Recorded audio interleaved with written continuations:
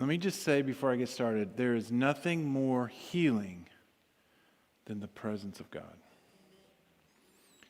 Whatever you're dealing with, and I don't even necessarily mean physically. You may still continue with your physical ailment, but man, He has a way to heal the heart and the mind and our perceptions of the world. It's just one of those things you just don't really want to leave. You know, I'm thinking of the Mittman family today. You guys are going through quite a bit right now. The kids have some illnesses. Mike's mom's dealing with illnesses and just really coming after you guys. And you're on our minds and our thoughts and our prayers today. What's going on in your family? Just give them a word of encouragement. So we're going to continue with this boot camp. Pastor Brett did a great job last week of talking about being born again. You can't get any more elementary than that. I don't mean his sermon was elementary. That's not what I'm saying. You can't get any more elementary than being born again and being in the Spirit. And what just happened in our worship goes along with that. The Spirit comes and He brings new life to us. He's a healing God, a God who wants us to be whole. So let me start by asking you a question. Has God proved Himself to you?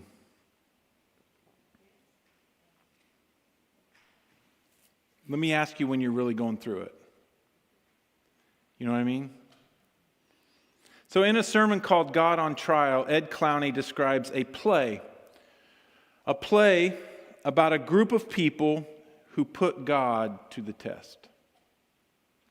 They wanted to know who was responsible for the Holocaust, the destruction of millions of Jews and others in the Nazi concentration camps. Who was to blame? The play is called The Sign of Jonah. This is a real play. It really happened.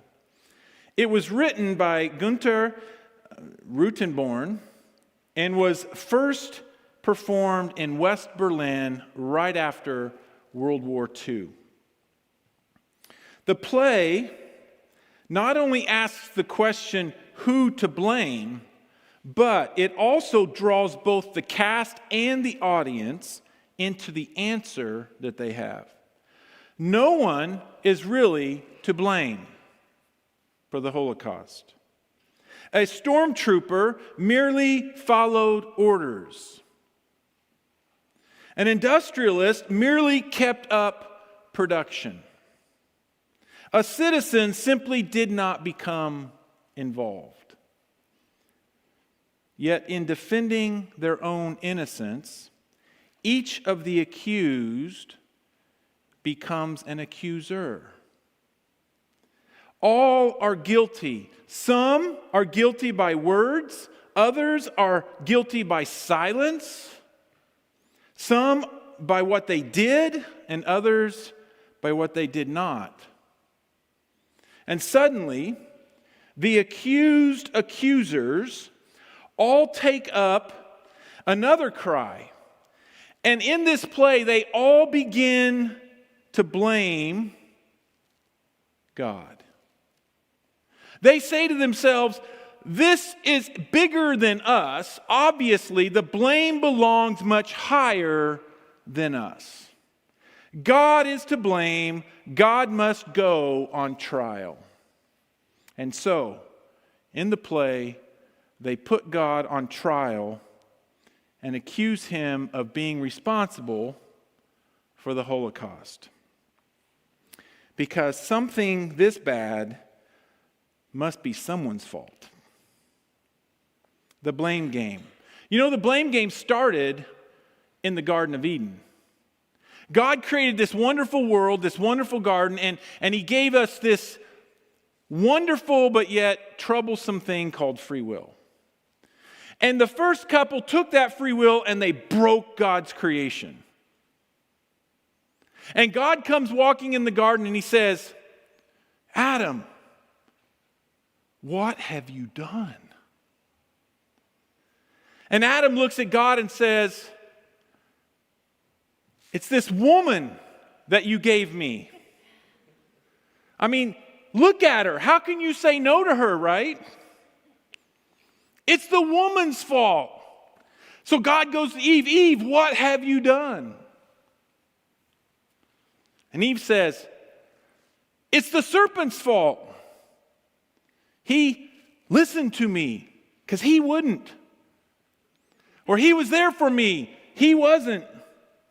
I listened to the servant because he listened to me and I did what he said, and I see the blame game. We continue with the blame game every day. A wife says about her husband, if it weren't for you, I would have went to college and followed my dreams. The father says about the children, if it weren't for you, I'd have more money. The coworker says, if you would just work harder, the business would do better and I would be more successful. When something goes wrong, fingers start to point.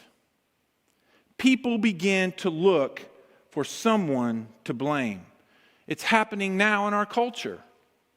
Just turn the TV on. Somebody's blaming somebody for something. A shooting, we blame guns. A natural disaster, we blame those who drive cars and use gasoline. A financial crisis, we blame the president or the Congress, and then they blame each other. It's a wonder that nothing gets solved in this country because everyone's blaming somebody for something. What is the point of the blame game? The point of the blame game is this. We all have a deep sense that something is wrong, something is broken, something isn't right. And here's what I want you to hear about this blame game. When something isn't right, someone must be wrong. When my life is not working, when my life is broken, when things are hard, there's got to be someone that I can blame for this. A disaster of this magnitude must be somebody's fault, right?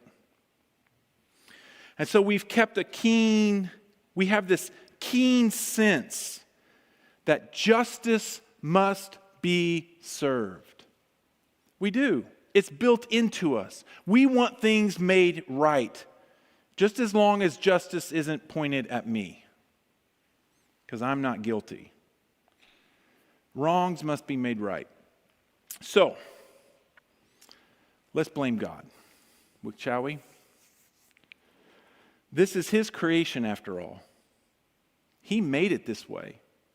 He made us this way. He gave us this free will. God has the power to fix my life. God has the power to fix my marriage. God has the power to fix my cancer, my finances, my relationships.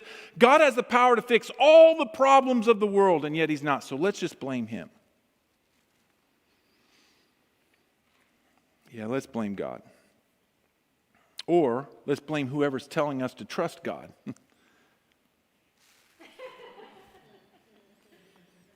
That happens too, doesn't it?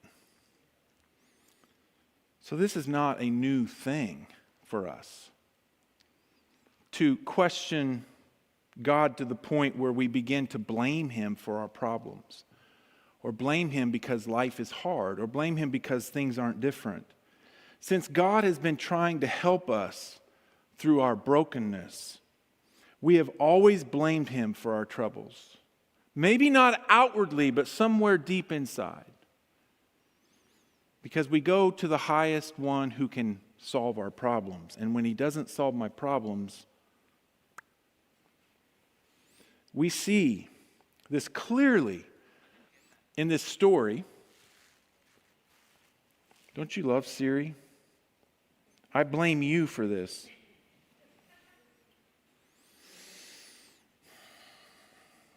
So in this story of Exodus, we're going all the way back to Exodus, to the beginning of the Israelite people. Let me give you a little background. So God has worked these miracles in the life of this group of people called the Hebrews.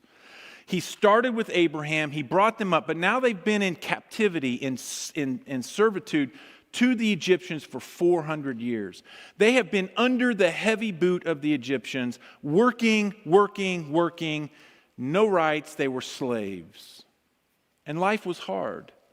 But God said, I have not forgotten my promise that I made to Abraham, your father. And so he sends Moses. He sends Moses to lead them out of Egypt and toward a promised land that God says, I'm going to give this promised land to you. And so Moses goes and all these miracles happen and God does all these wonderful things. And before the eyes of the Hebrews, God delivers them. And they come out of Egypt and they head out toward the promised land. But first, before they can go to the promised land, God decides that they need to be tested. They need to be tested. They need to be tested because they don't fully know me, they don't fully understand me, but I need them to be tested so that they will be ready to receive my word, to receive my law and who I am. So God leads them by a pillar of smoke in the day and a pillar of fire at night, and he directs them not toward the promised land, but the long way around. They go out for 40 years into the wilderness, roaming around, waiting for God to lead them to this land that they had promised. I don't know about you, but when things don't happen to me in a week, I give up on them. 40 years.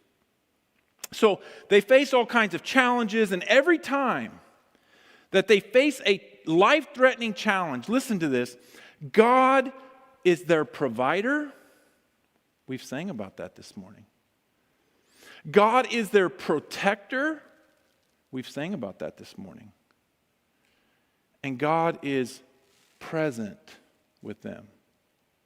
He is their provider, their protector, and he is present with them.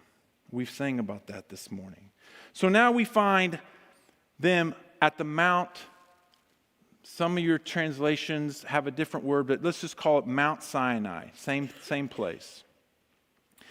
They estimate that 2 to 5 million people came out of Egypt. I don't know about you. I would love to see what that looks like. 2 to 5 million people roaming around in the desert. But that's about how many people they thought there were. They find themselves at Mount Sinai where God has led them and there's no water. Chapter 17, verse 1. At the Lord's command, the whole community of Israel left the wilderness of sin. Not that kind of sin, it's just the name of the wilderness. And moved from place to place. Eventually, they camped at Rephidim, where there was no water for the people to drink. How long can you go without water in the desert? 3 days, maybe? 2 million, 3 million, 4 million people, that's a lot of people. And there is no water. They are thirsty. They are worried. They are afraid. They're scared for their lives because they're dying, literally dying of thirst. And yet it was Moses and his God who led us here. It's not their first crisis. This is actually the fourth one in about a month since they left Egypt. The first one was at the Red Sea. They came up to this sea and Moses led these 2 million, 3 million, 4 million people to this Red Sea and we can't get across. And here comes Pharaoh's army. So they're stuck between an ocean or a lake or a river or whatever it was. They call it the Red Sea. And an army. And what does God do? He's their provider. He's their protector. And he's present. He parts that sea. They get across safe. That's crisis number one, averted. The next one is the bitter water at an oasis. They go and they're thirsty again. This has to do with water. They're dying of thirst and there's this water and they go to drink it and it's bitter. It's gone bad. God instructs Moses and works a miracle. He throws some wood in the thing and it got okay and they all had water. God was their protector, their provider, and he was present. And then there was the crisis of no food. And God provided the manna from heaven and the quails. And for years, for 6 days, they would get up and they would collect all the food they needed, as long as they followed God's instructions. It wouldn't go bad. If they broke God's rule, it went bad. But they ate. God was their provider, their protector. He was present. All of them were life-threatening. And when life is difficult, when life is hard, when life is facing down something that seems insurmountable, it causes us to complain, to blame, and revolt. Here's something that's key. Up to this point, God has always been their provider, protector, and present. But now, the God of provision, think about this, the God of provision has led them to a place where there's no provision. Rephidim is a word that means resting place. So God has led them to a resting place. Very important. Why would God lead them to a place to die of dehydration? God uses our suffering. God uses our worry and our doubt and our hardships. Listen to this. He uses these things to test our faith. Do we trust Him? Do we have faith in Him? Are we willing to look beyond our troubles and not expect God to do something for me, but just simply expect God to be present with me? So this doesn't sit well with us, right? Because scarcity grows discontentment.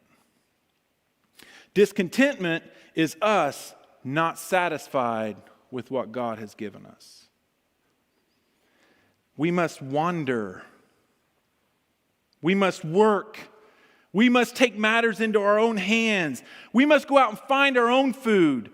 We can't wait on God. We can't wait on Moses. We got to go dig our own wells and find our own water. This is what happens when we stop having faith in God. God isn't enough for them. We need more. Verse 2. So that was the crisis. They're in a crisis. Verse 2. So, once more, the people complained to Moses. Give us water to drink, they demanded. Quiet, Moses. I feel like that sometimes. Quiet, Moses replied. Can't talk to people like that now, right? Why are you complaining against me? And listen to this. This is important. And why are you testing the Lord? God has brought you here to test you. And now you're testing Him. Why? What do we do when we're hurting and we're scared and we're discontent? We start looking for someone to blame. Moses was an easy target. He represented God. This was supposed to be the time that God tested their faith, and now they've turned the tables on God, and now they're going to test God. So there's 3 statements that the Israelites make, and I'm going to jump around to some of the verses here because I want to bring these 3 points out here. This is important. The first one is in that verse 2. Give us water to drink. That's the first statement that they make. The second one is in verse 3. But tormented by thirst, they continued to argue with Moses. And here's the statement. Why did you bring us out of Egypt? Are you trying to kill us, our children, and our livestock with thirst? There's statement number 2. The third statement he makes is in verse 7 that the people make. It's this. Moses named the place Massah, which means test, and Meribah, which means arguing. Because the people of Israel argued with Moses and tested the Lord by saying, here's the third statement, is the Lord here with us or not? Three statements that sum up their sin. It's this: they demanded God's provision, they denied God's protection, and now they doubt that God's presence is real. Their unbelief was unbelievable. Our lives aren't much different. Our own trials, our struggles, our unsatisfied hungers and thirsts cause us to wander from place to place, from person to person, from drug to drug, from thing to thing, from house to house, from car to car. We're never satisfied. And we wonder if God is enough, if God really cares, if God is present. Verse 4. Then Moses cried out to the Lord, "What should I do with these people? They are ready to stone me." That is important. In that culture, stoning was a capital offense or conviction for a capital offense. This demands justice. You've brought us out here to kill us. You've brought us out here to watch us waste away. This was your plan all along, right, Moses? There's no God. God's not here. Stoning was the conventional way to carry out a death penalty. The people wanted justice for this misguided leading of Moses and God. And Moses was the one that they were going to strike with justice. It's clear from that and from what else is going on here that the mentioning of the stone meant that the people were conducting a trial. They had gotten together and decided on their own, we are going to be the judge, jury, and executioner here. So God now enters the scene. Okay, it's time for me to come down and get involved, right? So God enters the courtroom and allows himself. Listen to this. God comes down and he submits himself to the people's court. Not the TV show. To the people's trial. Verse 5. The Lord said to Moses, I want you to walk out in front of the people, take your staff, this is important, the one you used when you struck the water at the Nile, and call some of the elders of Israel to join you. In ancient times, when you called the elders together, it meant that there was a judgment that needed to be made. When you called the elders together, they were the jury of the court. They would hear both sides of the argument and they would make the decision. So when Moses assembles the elders, he's forming a jury. It's clear that this is a trial and that justice is going to be served. Somebody has messed up greatly here. Take your staff, God says. It's interesting. This is the same staff that Moses picked up when God commanded him at the burning bush. It's the same staff that just a month or two before, God told him to strike the Nile, and the Nile turned into blood and took away the water source of the Egyptians. The staff, when it struck something, executed justice. It was God's justice. So striking the Nile was an act of judgment against Egypt. It's clear to me, and it should be to you, what's happening here. This is a court where justice is going to be served. Moses and God are being judged by the people because of their circumstances. Verse 6. I will stand before you on the rock. I will submit myself to this judgment. I will put myself on the rock. Listen, strike that rock, and water will come gushing out. Then the people will be able to drink. So Moses struck the rock as he was told, and water gushed out as the elders looked on. How do you think they adjourned, and what do you think they came back with as their sentence? For Moses to strike that rock can only mean one thing. It's another act of divine judgment. But it was the people who sinned, not God. It was the people who were grumbling and complaining, and it was the people who didn't have faith. It's the people who didn't trust in God. It's the people who thought God's not enough to provide. God's not enough to protect me. And God's definitely not here with me now. It was their sin. It should have been them that God struck down. But they demanded provision, denied protection, and doubted God's presence. Their sin was unbelief and disobedience.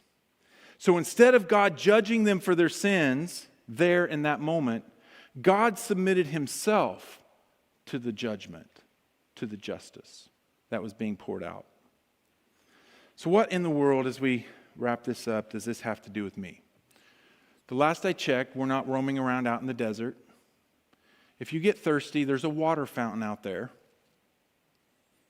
What does this have to do with us? We're not ancient Hebrews.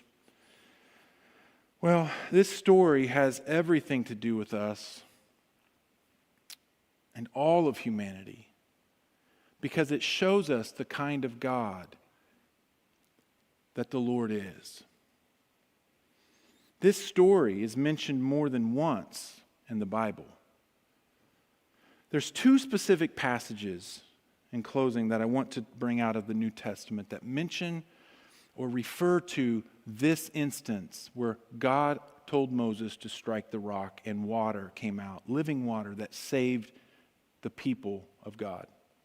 The first one is in 1 Corinthians 10, 3-4. Paul is speaking to the Corinthians and he says this, all of them ate the spiritual food. He's talking about the manna. And all of them drank the same spiritual water. For they drank from the spiritual rock that traveled with them. That rock, Paul says, is Christ. Wait a minute. Are you telling me that God struck the rock with justice for my sin? Yeah. That's who he is. He submits himself and he puts himself under what justice demands and he takes it all. Why? So that we might have life. The rock was Christ because it flowed with living water. Jesus is the water of life. The rock was Jesus, and all of God's judgment for the sin of the people fell upon the rock. The rock was proof of God's presence. The other passage is in John chapter 19. Jesus is on the cross. Verse 34 says, one of the soldiers, however, pierced his side with a spear. Jesus is being struck with all of God's judgments coming down on him on the cross right now.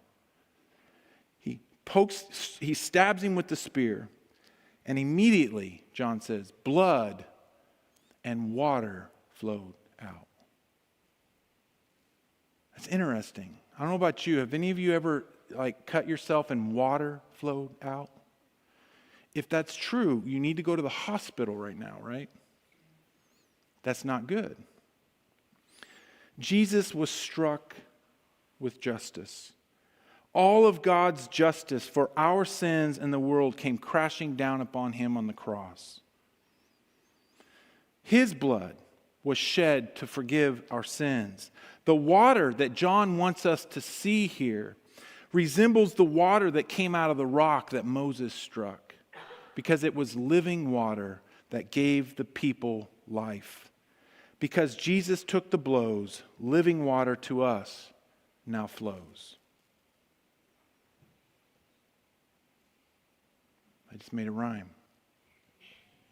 I should say that again. Because Jesus took the blows, living water to us now flows. So let's go back to the trial that God was in. The play. So that's exactly what the people did. They put God on trial, okay? They put God on trial, and in the play, God is accused, He's prosecuted, He's convicted, He's sentenced. And what is His sentence? The characters of the play decide this. God must become a man, a human being, a wanderer of earth, deprived of his rights, homeless, hungry, thirsty. He himself must die and lose a son and suffer the agonies of fatherhood. And when at the last he dies, he shall be disgraced and ridiculed. And this is exactly what happened. God became flesh. He became one of us. He suffered like us. He experienced life like us. He knows what it is to be us. People did to him what the Israelites wanted to do to Moses. They killed him. He was deprived of his rights, stripped, mocked, beaten, condemned, and put to death on a cross. Jesus took the blow of justice so that we might have life, so that water might flow from him to us. My question to you this morning is this challenge, and this is our challenge. How long will we live as though God isn't enough? How long will we, church, live as though God isn't able? How long will we live as though God isn't present? How long will we keep going to those dried up wells that don't satisfy? How long will we keep going on our own? There is a rock that has taken the blow, and his name is Jesus.